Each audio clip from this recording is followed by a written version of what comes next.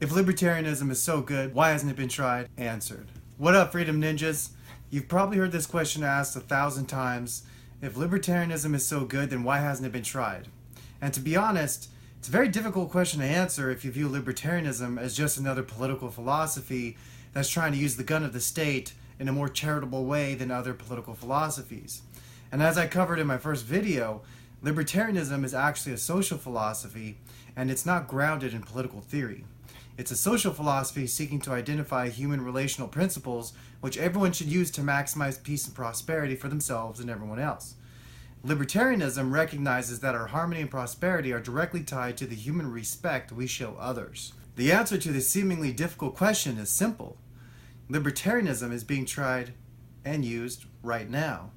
Libertarianism is about encouraging the use of persuasion in all interactions and standing opposed to coercion.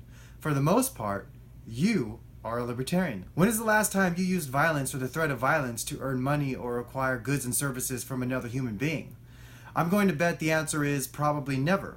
I know I've personally never used violence in my life to take money or acquire goods and services from another person, except from when I was like 6 or 7, but that's my parents' fault. They should have been better parents. Almost every aspect of your daily life is handled according to libertarian human relational principles. Did someone coercively force you to work at the job you didn't choose to apply for? Did someone force you to buy a car, to buy coffee, to go to a movie theater, volunteer at a local charity? You choose to voluntarily take these actions, trading your goods and services with others who voluntarily do the same. You and other Americans today live according to libertarian social principles, which are free people voluntarily choosing to interact with each other. And the truth is, you have to if you want to be successful in life. Our culture in America is such that people who abandon libertarian principles and resort to violence and theft when interacting with others are generally not rewarded with a happy, successful, and abundant life.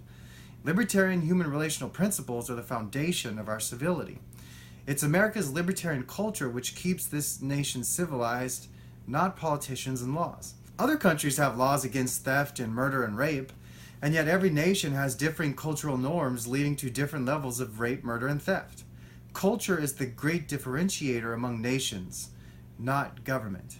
America's civility and economy would quickly crumble if Americans abandoned their peace and prosperity promoting libertarian ethics and instead used governmental human relational principles of violence and theft as the ethics which guide their interactions with others. Libertarian principles are the foundation of our standard of living, and it's being used by almost everyone right now, except for the gun-pointing bureaucrats in government, which is exactly why we need to end government and progress our way to a fully voluntary society. Many assume that if America were to outright adopt libertarian ethical principles, our economy and country would quickly fail. But I think the opposite is true. Abandoning what little libertarian principles our culture has left would lead to violence and strife like that this country has never seen. So the answer to the question of, well, if libertarianism is so great, why hasn't it been tried yet?